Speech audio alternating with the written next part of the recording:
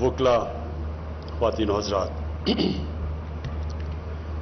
मैंने जब 25 साल पहले अपनी पार्टी का आगाज़ किया तो उसका नाम इंसाफ की तहरीक रखा। और वो क्यों रखा? क्योंकि मैं एक पॉलिटिक्स का भी स्टूडेंट था, तारीख का भी स्टूडेंट था, और बहुत पहले मैं इस नतीजे पे आ गया क्योंकि मैं प्रोफेशनल क्रिकेट बाहर खेलता था, दुनिया मैंने देखी हुई थी।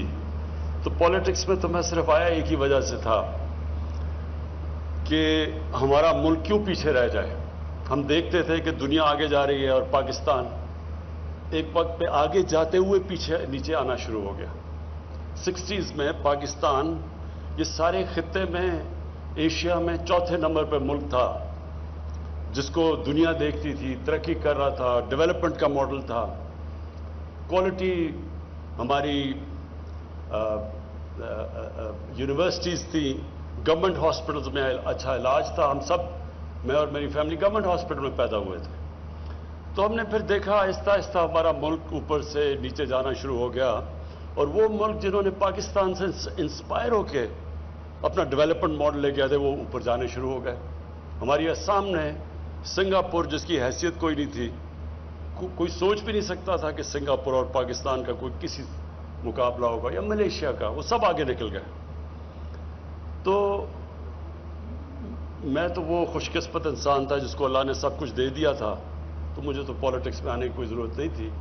लेकिन इसलिए आया कि हमने अपनी आंखों से देखा कि अगर हमारी तरह के लोग जिनको ज़रूरत नहीं है पॉलिटिक्स में आने की, अगर वो नहीं स्ट्रगल करेंगे तो मुल्क जिस तरफ जा रहा था, और पिछले 30 साल में 85 के बाद मुल्क तो बड़ी तेज़ी से नीचे गया।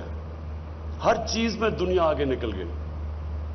बांग्लादेश जब बना था तो मुझे अभी भी याद है कि लोग ड्राइंग रूम्स में कहते थे कि जी बड़ा बांग्लादेश का बोझ पड़ा हुआ है वेस्ट पाकिस्तान पे, अलहदा होगा तो हम तेजी से आगे बढ़ेंगे। बांग्लादेश भी आगे निकल गया। हिंदुस्तान, जिसको हिंदू रेट ऑफ ग्रोथ कहते थे 80s के अंदर, वो आगे निकल गया। मैं क्रिकेट खेल के हिंदुस्तान से जब पाकिस्तान आता था तो लगता था कि गरीब मुल्क से अमीर तरीन मुल्क में आ गए। मैंने कभी इतनी गुर्बत नहीं देखी थी जो मैंने हिंदुस्तान में देखी थी। ये सारे मुल्क हमारे से आगे निकल गए। और मैं आपको एक चीज़, एक वजह बताता हूं कि इसकी वजह क्या थी। अगर आप बाकी सारे सिम्टम्स हैं एक चीज की ना होने की वजह से, रूल ऑफ लॉ। जो भी कौम आगे बढ़ती है उधर कानून की हुक्मरानी होती है। जो भी बनाना रिपब्लिक्स होती हैं वो वसाइल की कमी से नहीं बनती। बनाना रिपब्लिक्स के अंदर कानून नहीं होता, ताकत की हुक्मरानी होती है।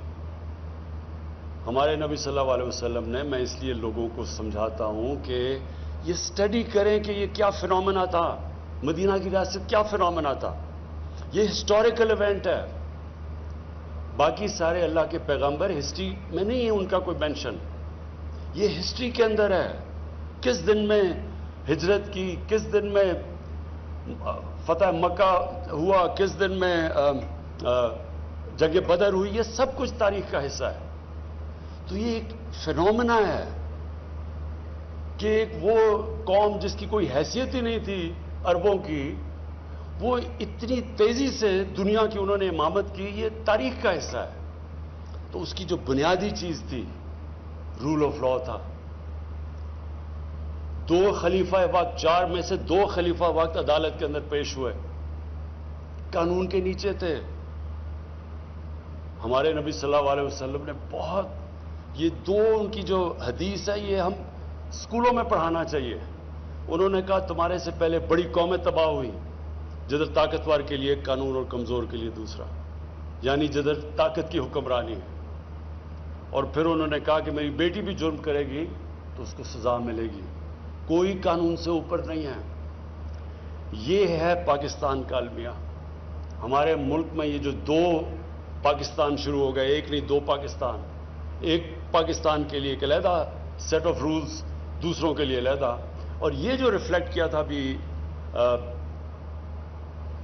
सीडीए के चेयरमैन आमिर ने, ये जो भी आपको दिखाई कि وہ جو یعنی جدھر انصاف ملنا ہے اس کی حالت دکھائی انہوں نے، اور شو کرتا ہے کہ کیا اس ملک کی جو لیڈرشپ تھی اس کو کوئی فکر نہیں ہے کہ لوگوں کو انصاف ملے یا نہ ملے.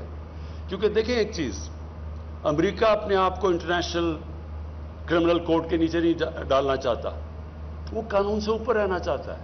طاقتور ہمیشہ قانون سے اوپر رہنا چاہتا ہے، وہ قانون کے نیچے نہیں آنا چاہتا. لیکن جو مہذب معاشرہ ہے وہ ان کو قانون کے نیچے لے کے آتے ہیں. جو ہماری سٹرگل ہوئی ہے جب سے آئے ہیں، یہ کیا سٹرگل ہے؟ سارے اکٹھے ہو کے کہتے ہیں کہ جی ہمارے لیے علیحدہ قانون بنا دو، ہمیں NRO دے دو. ایک ہی بلیک میل کر رہے ہیں کہ نہیں تو آپ کی گورنمنٹ نہیں چلنے دیں گے. اور یہی جنرل مشرف نے سب سے بڑی جو ظلم کیا اس ملک پہ، ایک تو آئین توڑا، لیکن جو سب سے بڑا ظلم کیا NRO دے دیے طاقتور کو. پیسہ تو جنرل مشرف کا نہیں تھا، پیسہ تو قوم کو چوری ہوا تھا. اس کے پاس تو رائٹ ہی نہیں تھا کہ ان کو کہے جی نہیں ہم نے آپ کو معاف کر دیا. اور میں چیف جسٹس صاحب آپ کے ساتھ 2007 میں اس تحریک میں شامل اس لیے تھا کہ یہ ہمارا نظریہ تھا. میں تو پہلے دن سے کہہ رہا تھا، 25 سال پہلے کہہ رہا تھا کہ ملک تو صرف تب آگے بڑھے گا جس ملک میں آزاد عدالتیں آئیں. اور جب اتنی وہ سٹرگل تھی، اور وہ ایپک سٹرگل تھی، کیونکہ مجھے بڑا فخر ہے کہ ہم اس سٹرگل میں ہم نے شرکت کی، اور جو وکلا نے قربانیاں دی اور جس طرح وہ سامنے آئے، وہ بڑی زبردست سٹرگل تھی. وہ ایک ڈیموکریٹک سٹرگل تھی. وہ in fact struggle rule of law کی تھی کہ ایک ملٹری ڈکٹیٹر کو کہہ رہے تھے کہ آپ یہ نہیں کر سکتے کہ جج کو، چیف جسٹس کو اس طرح آپ اس کو ہٹا نہیں سکتے. لیکن مجھے بڑے افسوس سے کہنا پڑتا ہے کہ جو اس سٹرگل کی نتیجے میں جو رزلٹس آنے چاہیے تھے، وہ مجھے افسوس سے کہنا پڑتا ہے وہ نہیں آئے. اور وہ ایک اور کہانی ہے کہ وہ جدھر وہ اس نے جانا چاہیے تھا وہ نہیں گئی. لیکن جو رول آف لا، جو قانون کی، جو انصاف کی سٹرگل ہے، وہ ایک آن گوئنگ سٹرگل ہے. وہ مسلسل ایک معاشرہ اس کی سٹرگل کرتا ہے. اور یہی جو معاشرہ یہ اسٹیبلش کر لیتا ہے قانون کی بالادستی، وہی معاشرہ خوشحال ہوتا ہے. جب ریاست مدینہ اور ہم نے فیصلہ کیا کہ ہمارے بچے 8، 9 اور 10 کلاسز کے اندر پوری سیرت نبی پڑھیں گے. ہم ان کو اس لیے پڑھانا چاہتے ہیں کہ یہ تاریخ میں یہ جو فینومینا تھا اس کو اسٹڈی کیا جائے، بچوں کو بھی پتا ہو، تاریخ کا پتا ہو کہ یہ کوئی گریک میتھولوجی نہیں ہے، یہ تاریخ کا حصہ ہے کہ کیسے ایک قوم ٹرانسفارم ہوتی ہے. وہ کیا کیریکٹر تھا جو انسانوں کے کیریکٹر بدل دیا انہوں نے، اور پھر وہ کیا پرنسپلز کے اوپر وہ قوم کھڑی ہوئی تھی. اور اگر آپ وہ پرنسپل اسٹڈی کر لیں، جو بھی آج دنیا میں خوشحال معاشرہ ہے وہ ان پرنسپلز پہ کھڑا ہے. خوشحالی آ ہی نہیں سکتی جب تک آپ میں رول آف لا نہ ہو. پاکستان کا سب سے بڑا اثاثہ آج اوورسیز پاکستانی ہے. ہم ریئلائز نہیں کرتے.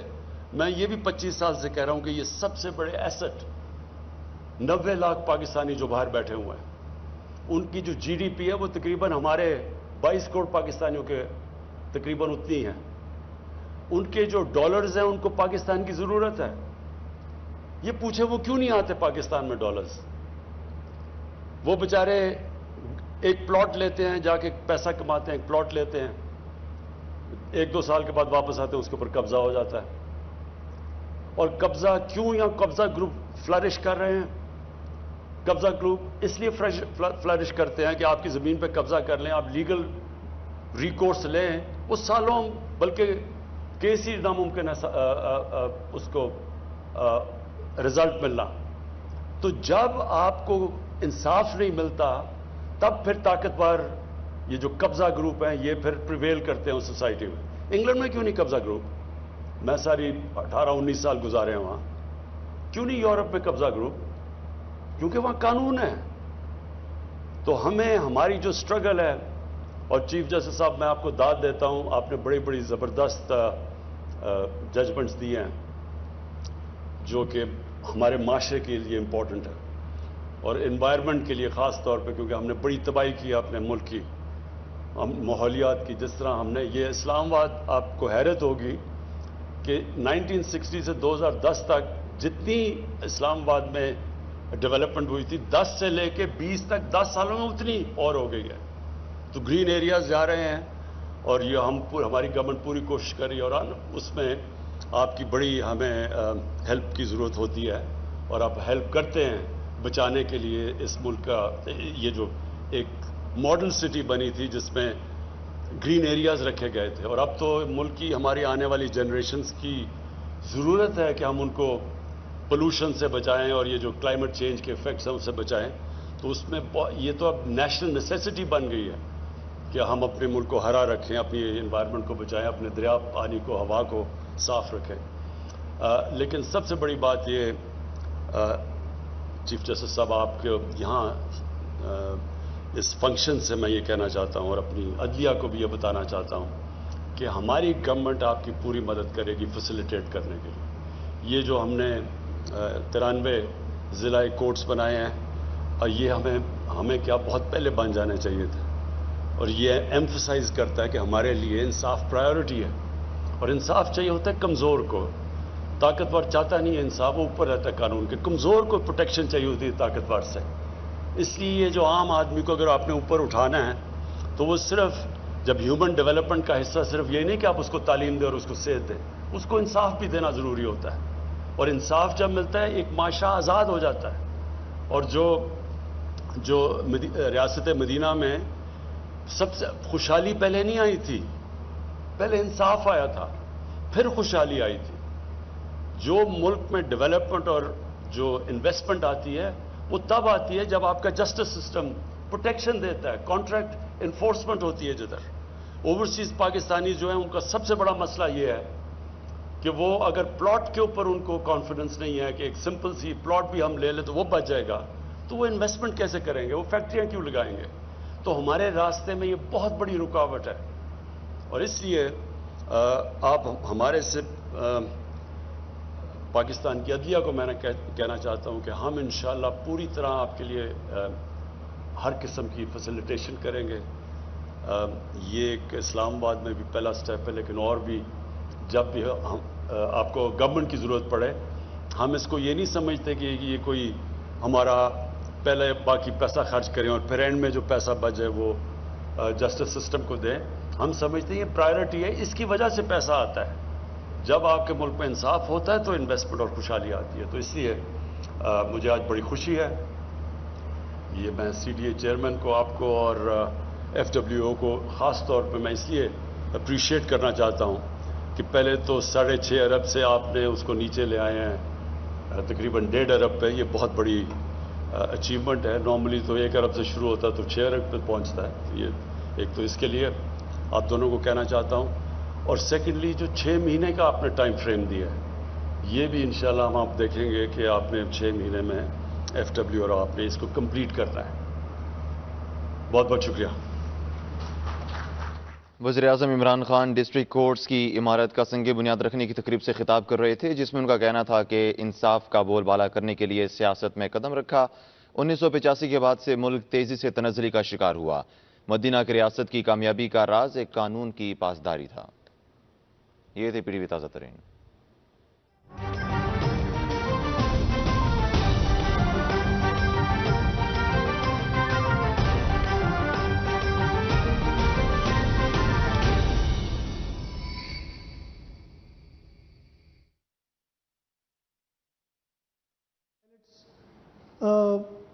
इज़राइल इजिप्ट वॉर में भी लड़े हैं और काफ़ी लॉरल्स उन्होंने जीते हैं और ये दुनिया में काफ़ी नाम कमाया इन पायलट्स ने। सेकेंडली अगर हम 2-3 साल पहले जाएं तो स्विफ्ट रिटॉर्ट में एयरफोर्स ने